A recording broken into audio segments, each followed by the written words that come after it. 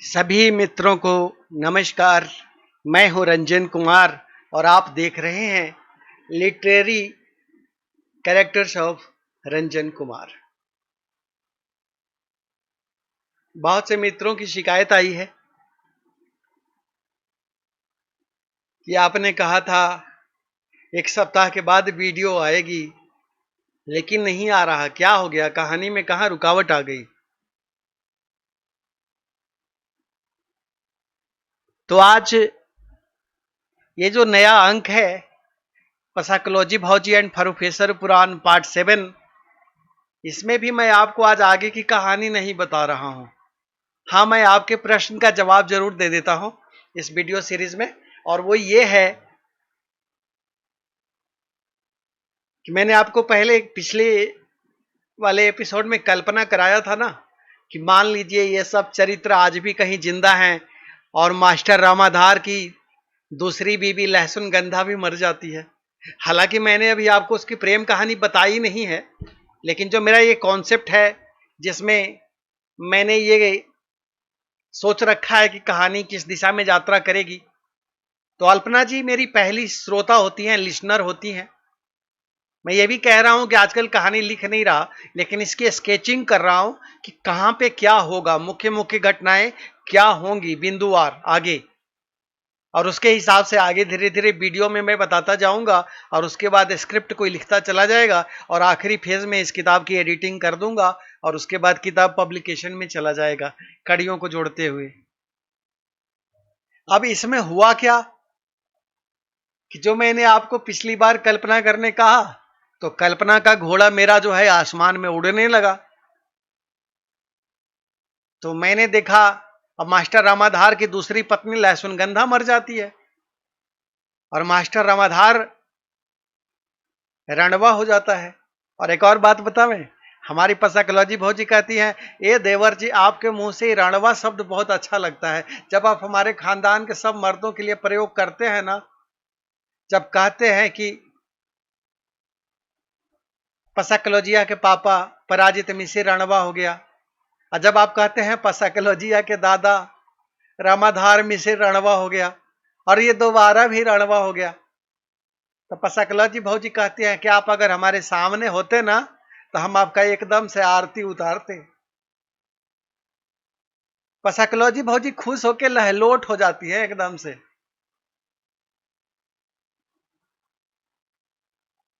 मेरी पत्नी अल्पना मिश्रा जी की एक बहन है, हमारी शाली श्रीमती सीमा मिश्रा जी। एक दिन वो भी कह रही थी कि पसाकोलॉजी भौजी कितना खुश होती होंगी ना अपना कहानी सुन के। सीमा मिश्रा जी बिल्कुल पसाकोलॉजी भौजी लहलोट हो जाती हैं।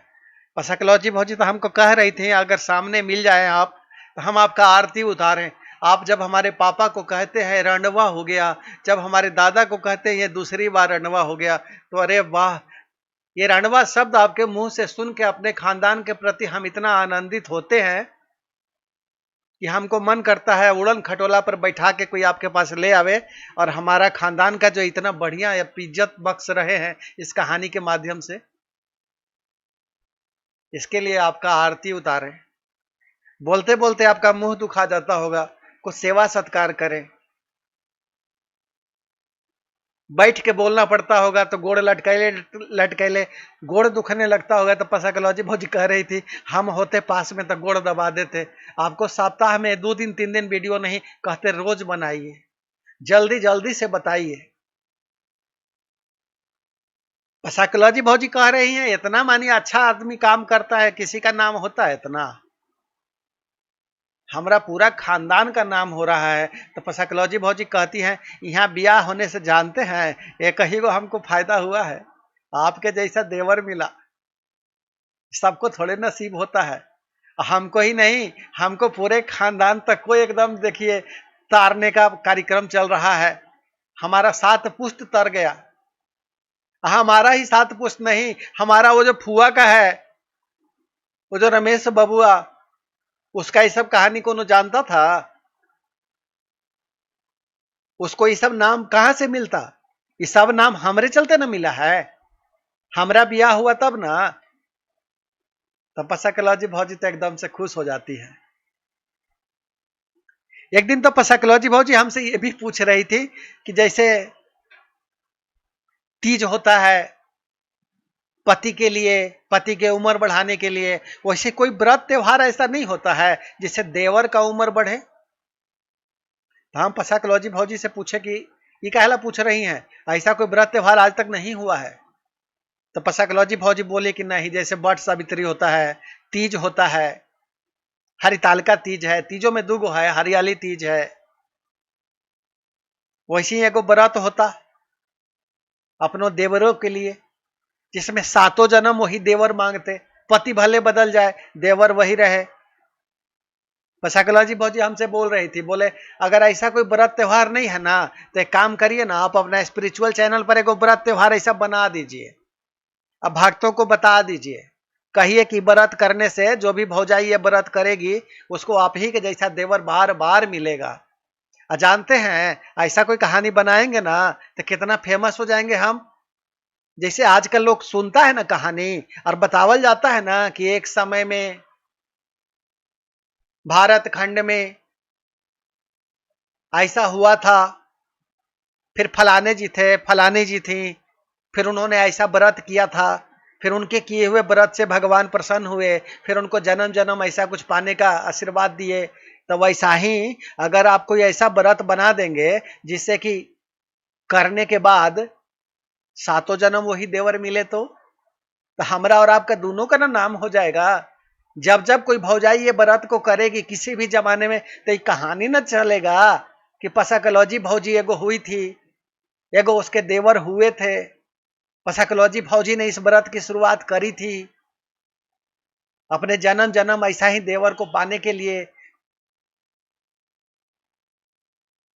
हम कहेंगे विचार करेंगे पसाकलौजी भौजी, अब ये अपना ला आपको व्रत बतावे, ये तो बड़ा थोड़ा शर्म लगेगा ना हमको। अभी अलग बात है कि आप इतना हमको पसंद करती हैं कि 7 जन्म में आप हमारे जैसा देवर चाहती हैं, पति भले बदल जाए। पसाकलौजी भौजी कहती है हमारा तो पति यहो जन्म में बदलेगा, बूढ़ा तो मरेगा ही आज न कल, हमको तो राण होना लिखल है किस्मत में, तो हमारा तो पति बदल जाएगा। लेकिन पसाकलौजी भौजी कहती हैं देवर आप ही रहिएगा, खाली यही जन्म में नहीं, अगला 7 जन्म में। आपने जितना नाम प्रतिष्ठा हमको और हमारे खानदान को दिया है, इतना तो पूरा जिंदगी हमारा दादा रामाधार लगल रहा था, यो नहीं कमा पाया था, और हमारा पापा भी नहीं कमा पाया, और हमनियो चारों बहनी मिलकर नहीं कमा पाए। जितना नाम प्रतिष्ठा जो है आपके खानदान में बियाह होके हम आए, और उसके बाद जितना इज्जत आप हमको दे दिए हैं रे बाप। तो पसाकलौजी भौजी कहती हैं बापा रे बापा, कोई ऐसा नहीं को बड़ा त्योहार बनाइए जिससे 7 जन्म हम आपको देवर के रूप में प्राप्त कर सके और लोग जान सके इस व्रत की महिमा। और भी कोई ऐसा भौजाई आगे होगी तो चाहती होगी कि हमारा देवर यही रहे 7 जन्म, तो हमारा कथा सुनेगी आगे कि एगो पसाकलौजी भौजी हुई थी, एगो उसके रोमांटिक देवर हुए थे, ऐसा ऐसा दोनों। फिर पसाकलौजी भौजी को फेमस करने के लिए रोमांटिक देवर ने उसका किताब लिखा था।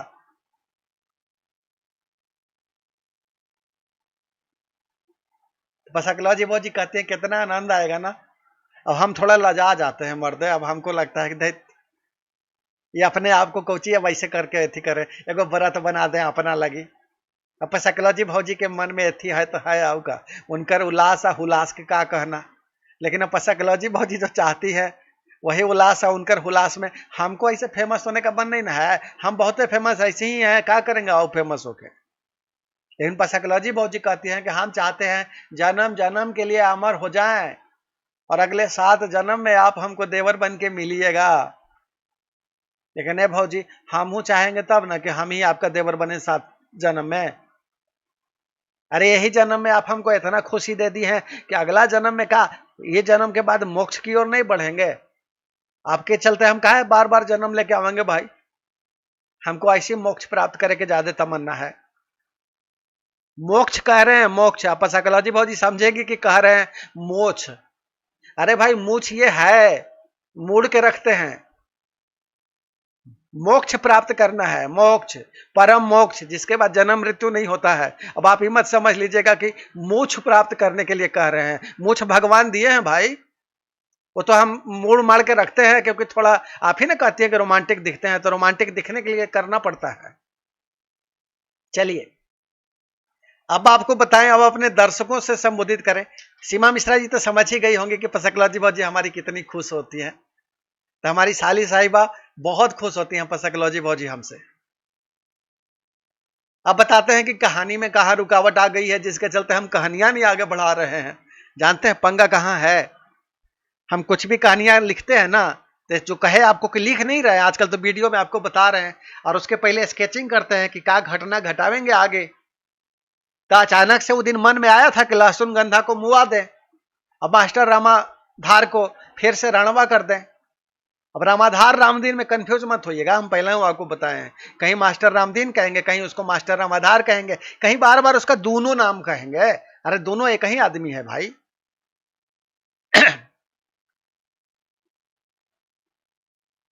तब हुआ का अचानक से मूड में आवा कि लहसुन गंधा के मुआ दें। लहसुन गंधा को हम मुआ दिए।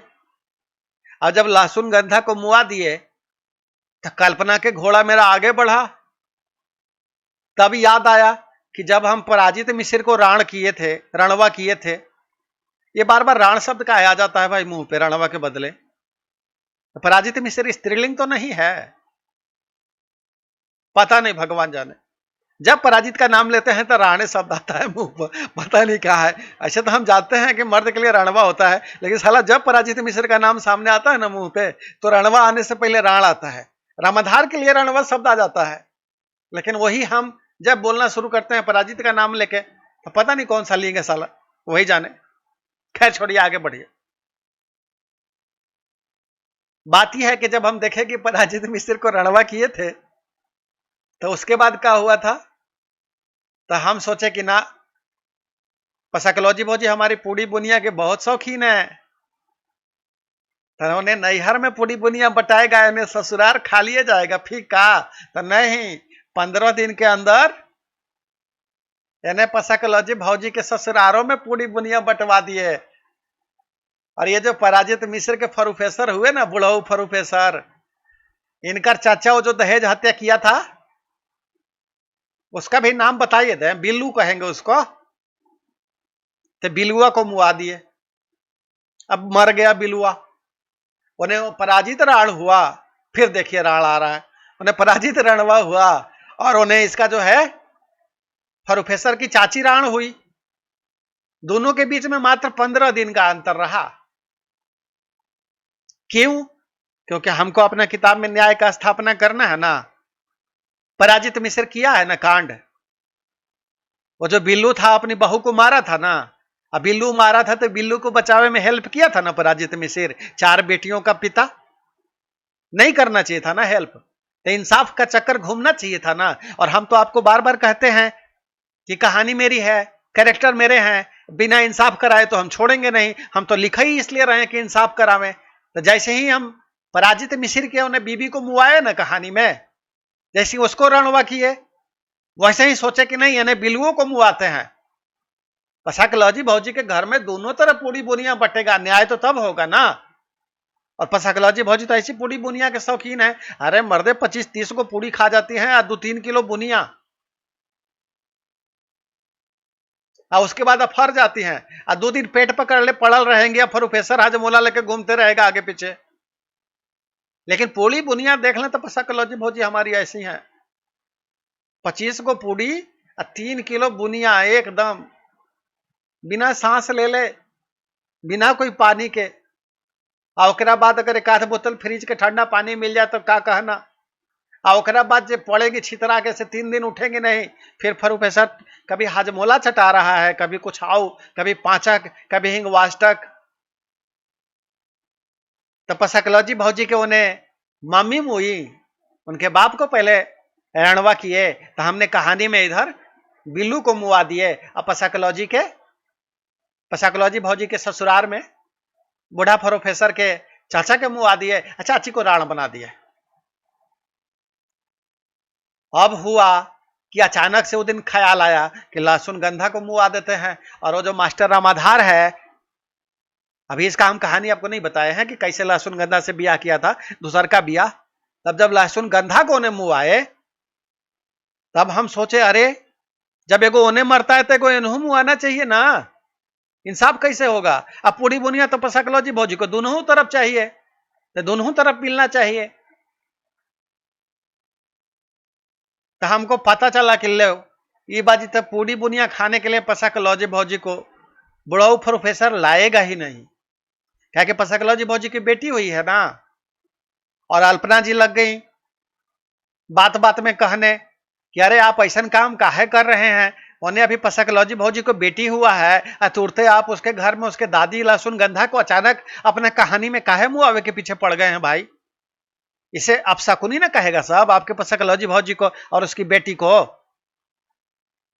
तो हम तो ठहरे मूडी आदमी, हम अल्पना जी को कहे नहीं, हमको अब मूड में आ गया है कि हम लहसुन गंधा को मुआवेंगे और ये मास्टर रामाधार को हम राणवा बनावेंगे। तो मंगवा दिए लहसुन गंधा को, मास्टर रामाधार को राणवा बना दिए।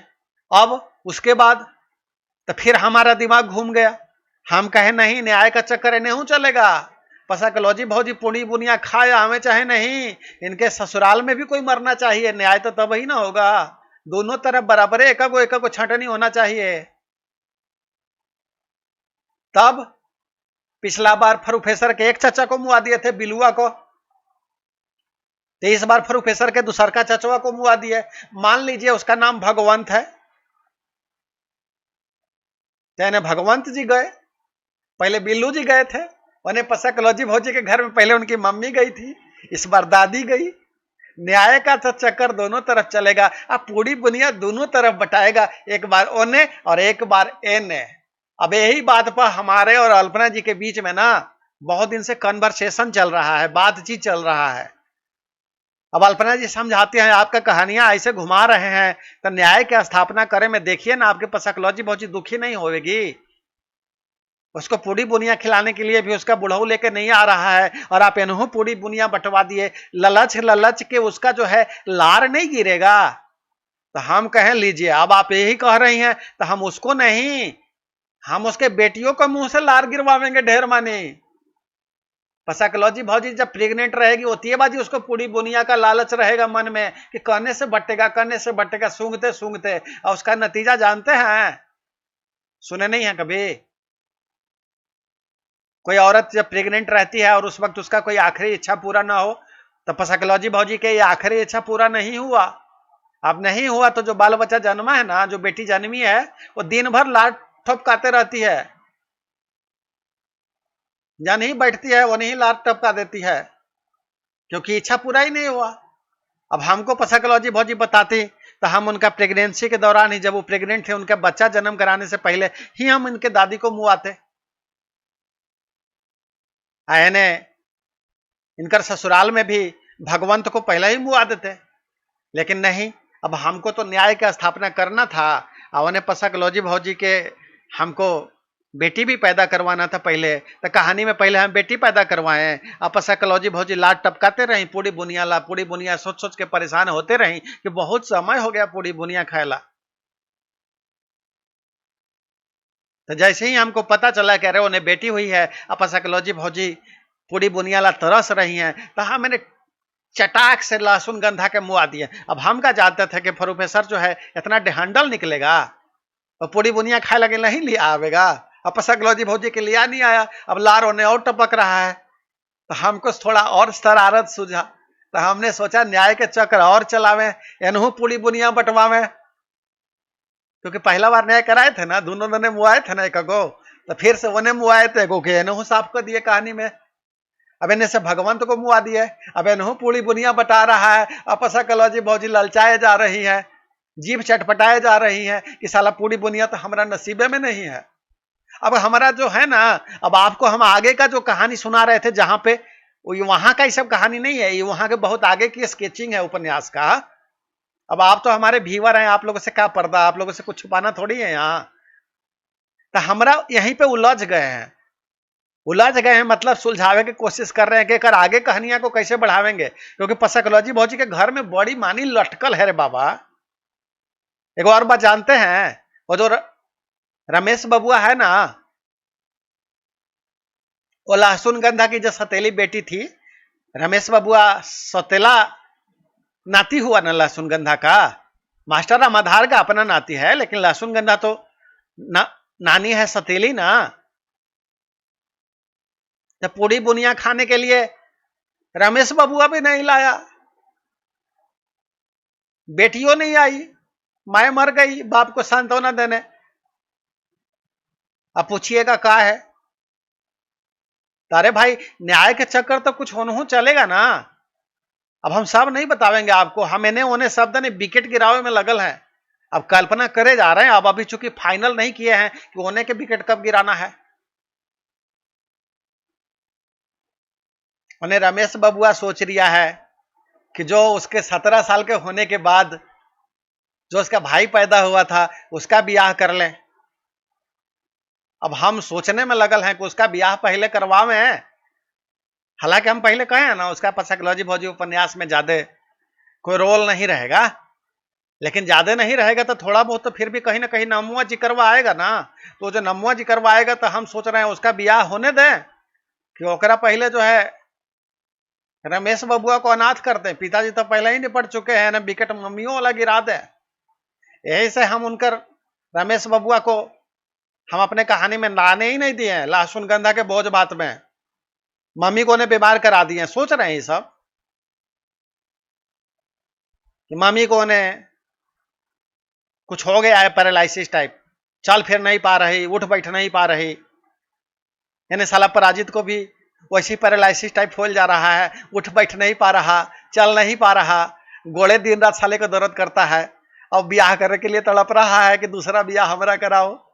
और उन्हें मास्टर रामाधार कह रहा है साला मरने से पहले हमारा तीसरा ब्याह कराओ रे, बिना बीवी देख ले तो हम नहीं मरने वाले भाई। आई साइकोलॉजी भौजी के दोनों बहनी ये दोनों कह रहे हमारा ब्याह कराओ। तो साइकोलॉजी भौजी के बहनियों के अब सोच रहे हैं कि ब्याह हुआ करा देगा जल्दी से। और जब भी साइकोलॉजी भौजी के यहाँ ब्याह ठनाता है तो कोनो न कोनो मरता है। साइकोलॉजी भौजी के दूसरी के बहनी के जब ब्याह हुआ था तो इसकी मम्मी को मुआ दिए थे ना उसके पहले हम अपना कहानी में। मान लीजिए तेसरकी का अगर ब्याह हुआ है तय हुआ है तो अगर पहले दादी को मुआ दिए। न्याय कराना है जी उपन्यास में। कहानी मेरा है, कैरेक्टर मेरे हैं, तो और लिख हम रहे हैं न्याय की स्थापना के लिए, न्याय तो होना चाहिए ना। तो अभी का घटना यह है कि उन्हें साइकोलॉजी भौजी का दादा रंडवा हो गया है और इन्हें जो है न्याय का तुला का चक्कर चला है। तो इन्हें साइकोलॉजी भौजी के जो बूढ़ा हुआ है फरूफे सर, इसके दूसर का चाचा को मुआ दिया है। एगो ओने साफ एगो एने साफ।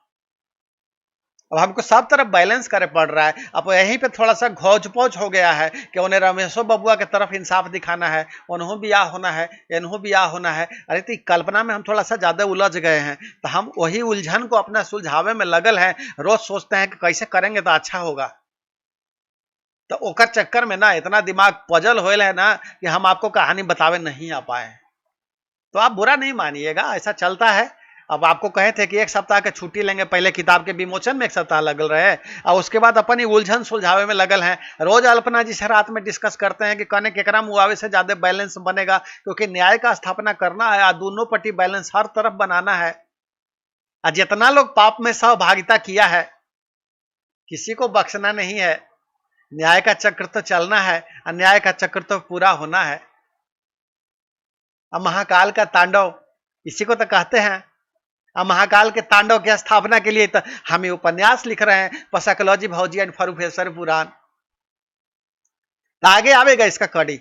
अभी फिलहाल हम चूंकि भविष्य में ये कहानी कने मोड़ लेगा, ये जो स्केचिंग हम कर रहे हैं उसमें जो थोड़ा सा उलझन आया है ना, अब हमको ये उलझन सुलझावे के दीजिए मौका, एक आध दो सप्ताह। तब आप कहेंगे कि इतना दिन कहानी नहीं बताइएगा, चैनल ऐसे खाली रहेगा। अरे नहीं भाई, आपके मनोरंजन का पूरा इंतजाम रहेगा। कुछ दिन इसको विराम देते हैं। आज आपको 7वां एपिसोड इसका बताया ना साइकोलॉजी भौजी का। अब एक काम करते हैं, जैसे सोमवार बुध शुक्र को आते रहता है वैसा ही सोमवार बुध शुक्र का इंतजार करिए। और हम आपको अपना और जो दूसरा चलने वाला उपन्यास है ना उसका भी कुछ कहानी आगे बढ़ाते हैं। तब तक तब तक हम अपना ये उलझन सुलझा लेंगे, और जब क्लियर हो जाएंगे कि कौन क्या कराना है, तब फिर हम आपको वहीं से कहानी सुनावेंगे, लहसुन गंधा और मास्टर रामाधार के प्रेम कहानी। तो जब 8वां कड़ी इसका आएगा पसकलॉजी भौजी 8, तो उसमें आपको लहसुन गंधा और मास्टर रामदीन के प्रेम कहानी के साथ शुरुआत करेंगे और सिलसिलेवार फिर आपको बतावेंगे। तब तक हम जो ये स्केचिंग कर रहे हैं अपने डायरिया पर, वो थोड़ा हमको अल्पना जी से डिस्कशन करके और बढ़िया से इसको पूरा कर लेने दीजिए। हमारी साली साहिबा को बहुत बहुत धन्यवाद, और हमारी पसकलॉजी भौजी भी आपको धन्यवाद देंगे कि आपको भी समझ आया कि पसकलॉजी भौजी फेमस हो रही हैं। तो पसकलॉजी भौजी की तरफ से आपको बहुत बहुत धन्यवाद। पसकलॉजी भौजी तो खुद ही कहती हैं कि हम तो नाच उठते हैं, और उनकी इस खुशी को दूर बैठी सीमा मिश्रा जी ने भी महसूस किया कि कितना खुश होती होंगी ना, एकदम बहुत खुश होती हैं, लहलोट हो जाती हैं। चलिए,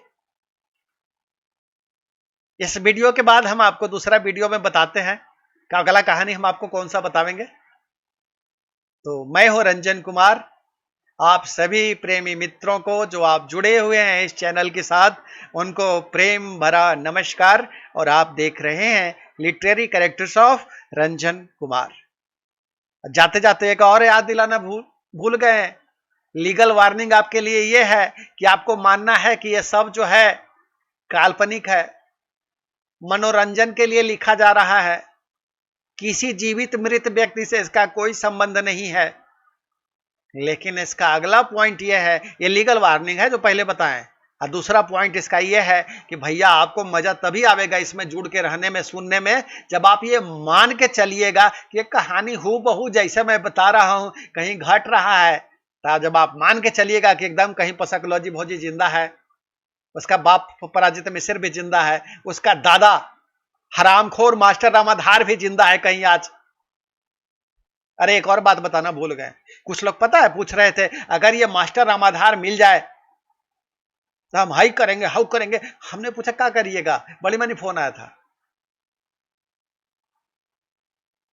एगो दूगो तो कहे कि उसका जो है ना मास्टर रामाधार का, जिसने अपने बाल बच्चा को दूसरा के यहाँ इथी रख दिया था, ऐसा नो बाप होता है, दूसरा ब्याह करे वाला बाप दुनिया में बहुत देखे, लेकिन अपने इथी। तो मैं बोला महाभारत से आपको याद नहीं आया, शांतनु ऐसने नहीं किए थे, ये शांतनु का ट्रू कॉपी है, वहीं से उतारा है, अपने बाल बच्चा को दूसरा को दे दिया, शांतनु ने दूसरा को नहीं दिया क्योंकि उनका बेटा ने कसम खा लिया था, क्रिया खा लिया था कि हम ब्याह नहीं करेंगे।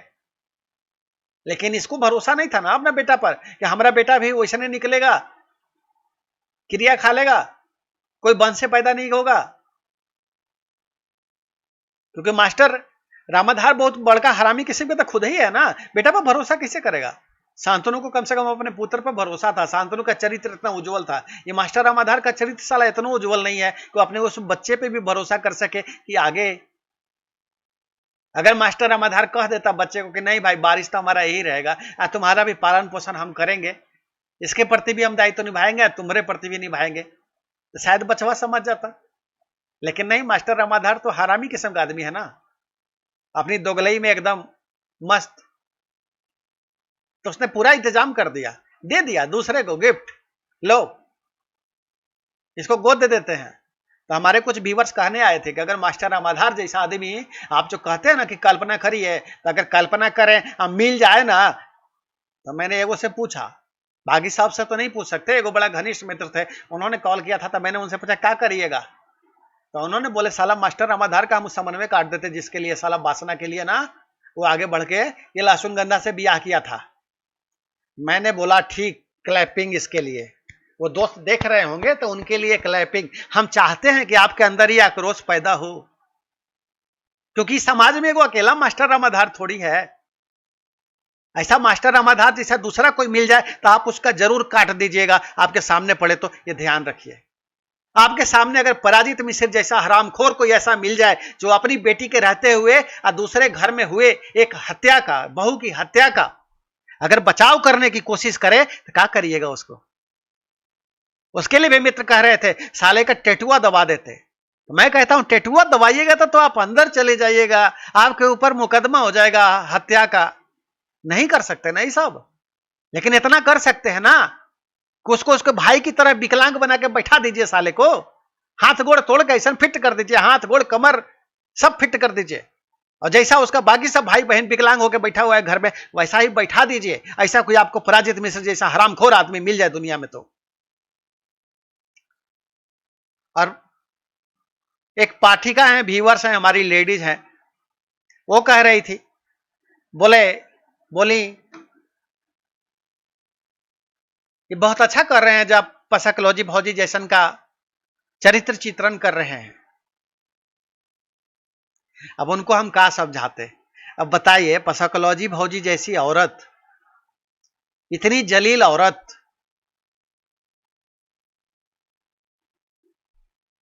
जो खुद आगे बढ़ के कहे और एक पुरुष उसको अस्वीकार कर दे, क्या करेगी उसके बाद?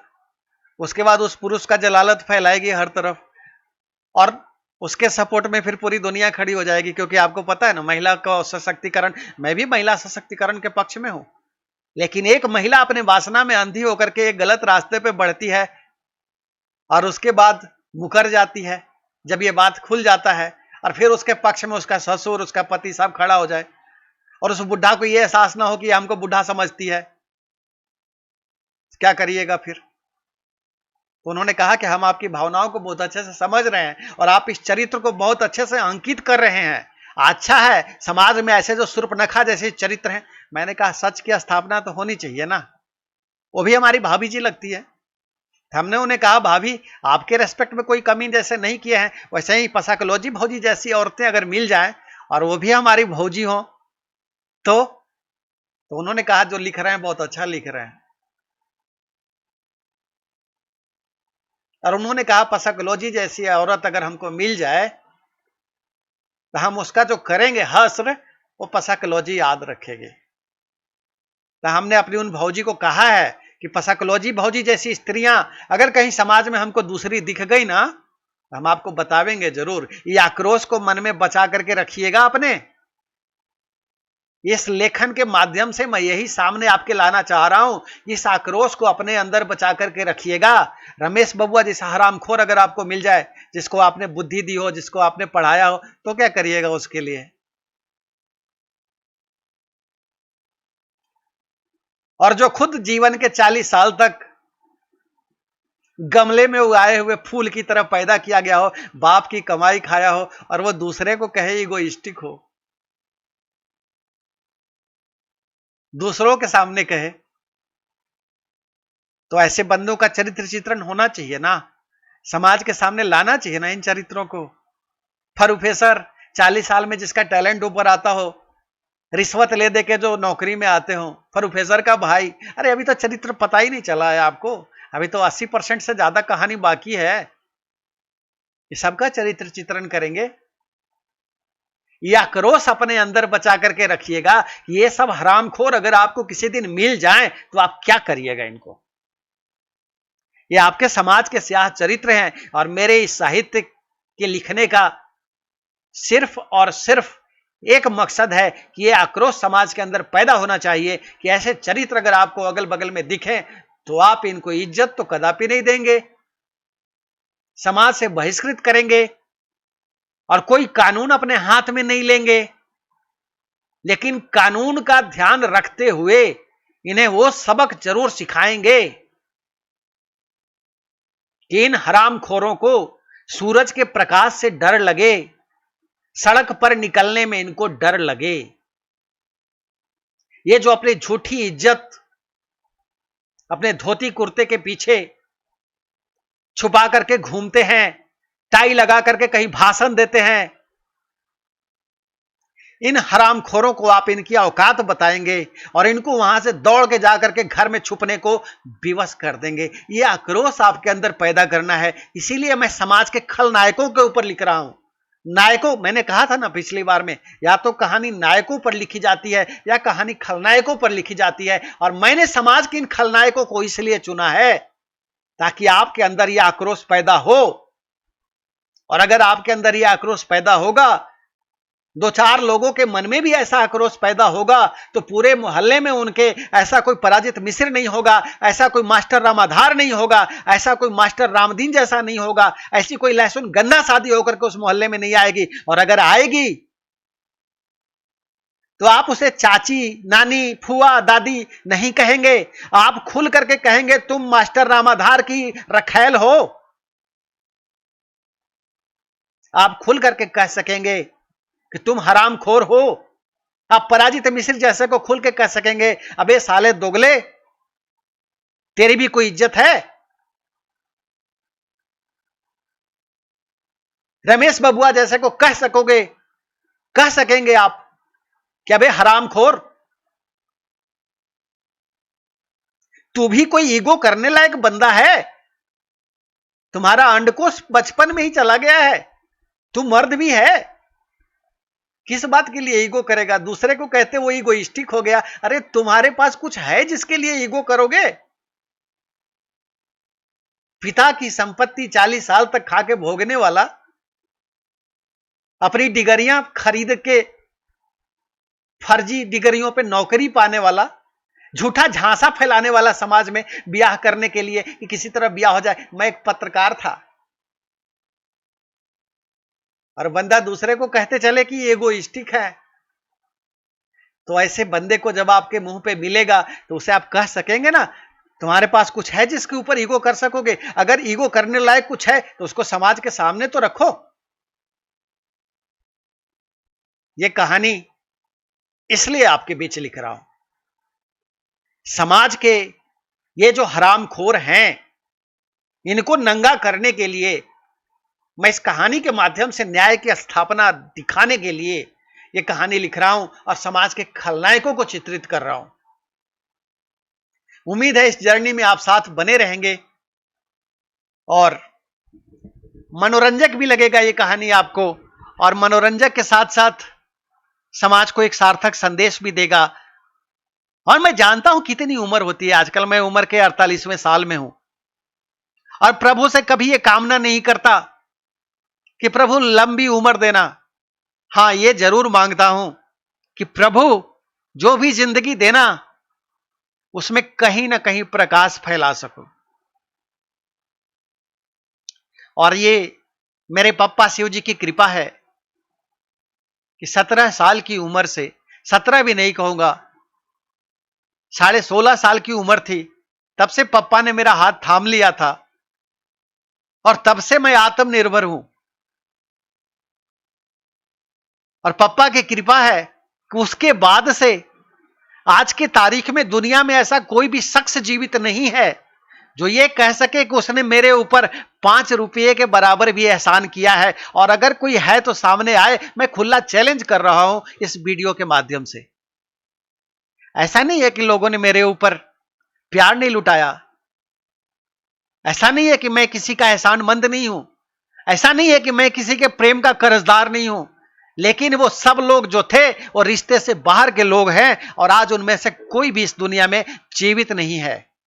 और मैं अपनी आखिरी सांस तक ही नहीं, मैं प्रभु से प्रार्थना करता हूं कि अगर आगे भी जन्म मिले तो उनकी गोद मिले, मां के रूप में वो मिले, पिता के रूप में वो मिले, सहभागी के रूप में मुझे वो मिले। उन्होंने मुझे ये बनाया है जो आज मैं हूं। उन्होंने मेरे अंदर वो न्याय और जस्टिस और सच की ताकत भरी मेरे अंदर, और उन्होंने कहा बेटा ऐसे ही जीना। और वो जहां कहीं भी होंगे आज उनके चेहरे पर चमक होगी कि जिसको उन्होंने कंधे पर हाथ रख के बेटा कहा था वो बेटा वैसे ही जी रहा है।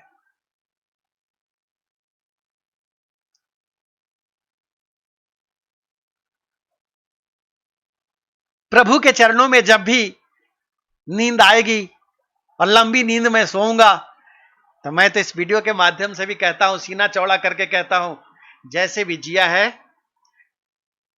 छाती ऊंची करके जिया है, देश के लिए 20 साल अपनी जवानी दे करके जिया है। और उसका नतीजा है कि फौजी को हमेशा जवान कहते हैं। जवान कभी बूढ़ा नहीं होता, कितनी भी उम्र हो जाए। आपने सुना है ना, सेना के जवान की मृत्यु हुई चाहे उनकी उम्र 90 साल ही क्यों ना हो। तो देश की जवानी देकर के एक सैनिक अमर हो जाता है हमेशा हमेशा के लिए। केवल अपनी जवानी देश के नाम देने की जरूरत है, और वो मैंने अपने हिस्से का कर्ज मातृभूमि के नाम पे अदा कर दिया। 20 साल दे दिया है अपना। अब जब भी कभी नींद आए मां की गोद में, पिता की गोद में, महाकाल की गोद में जब भी सो जाऊं, मैं कहता हूं मेरे लिए कोई एक बूंद आंसू मत बहाना, क्योंकि मैं अपनी जिंदगी को पूरी पूर्णता के साथ जी चुका हूं, जी रहा हूं। जिसको परमानंद कहते हैं, मैं उसमें निमग्न हूं। मुझे करने के लिए कुछ नहीं है, पाने के लिए कुछ नहीं है, किसी चीज की अभिलाषा नहीं है कि कुछ पाना है, करने के लिए कुछ नहीं है कि मुझे कुछ और करना है। बस जीवन जी रहा हूं, वर्तमान में आनंद पूर्वक जी रहा हूं। और समाज में जो विसंगतियां हैं, जो मेरे सामने घटित हो रही हैं, इनके ऊपर कुठाराघात करना है। गलत का साथ कभी ना दिया, न जिंदगी में कभी कुछ गलत किया, न आगे कभी करूंगा, और न अपने सामने किसी को करने दूंगा। और ये जो हरामखोर ऐसा करता हुआ मेरे सामने दिखेगा, जो संभव मुझसे होगा उसकी सजा उसे जरूर मिलेगी। यह मां भारती से वादा है, यह महाकाल से वादा है। क्योंकि श्री कृष्ण ने क्या कहा था? अर्जुन को कहा था, तुम धर्म युद्ध लड़ो। जब तक धरती पर जिंदा रहूंगा, यह धर्म युद्ध लड़ता रहूंगा।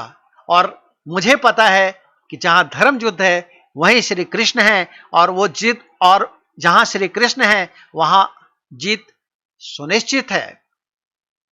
तो मैं फिर जाते जाते कहूंगा, अब आपको एक लेखक कहानी सुना रहा है, आप वर्तमान में रहिए, मान के चलिए कि जो मैं कह रहा हूं, बता रहा हूं, वो सब कुछ अगर ऐसे ही कहीं घटित हो रहा है तो मजा आ रहा है ना, न्याय की स्थापना हो रही है ना, बस मजा लीजिए, आनंद लीजिए।